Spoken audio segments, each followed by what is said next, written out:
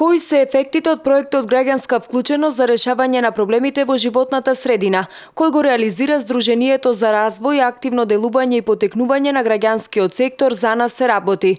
Што се доби, а што се изгуби од овој проект? На оваа тема синоќа во Битола на тркалезна маса дискутираа членови на Сдруженијето и представници на Советот во општина Битола, како засегнати страни во овој проект. На тркалезната маса исто така се дискутираше и за идните активности на Сдруженијето. Ќе се зборува нова тркалезна маса за придобивките од проектот кој што го имавме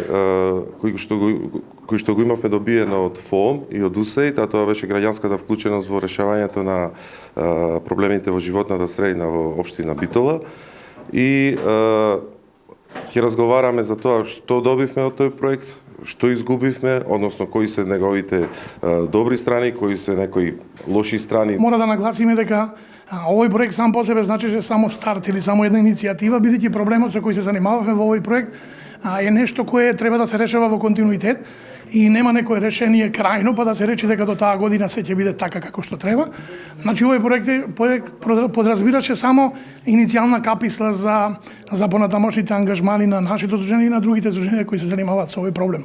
Најмногу и најважно според нас е она што треба да се нагласи е неучеството на институциите на општината во ваквите проекти. Општина Битола како општина има донесено повеќе стратешки документи за соработка со невладините организации. Еден од тие документи го има следниот наслов: Стратегија за соработка на општина Битола со граѓанскиот сектор и негов постојан развој од 2012 до 2015 година.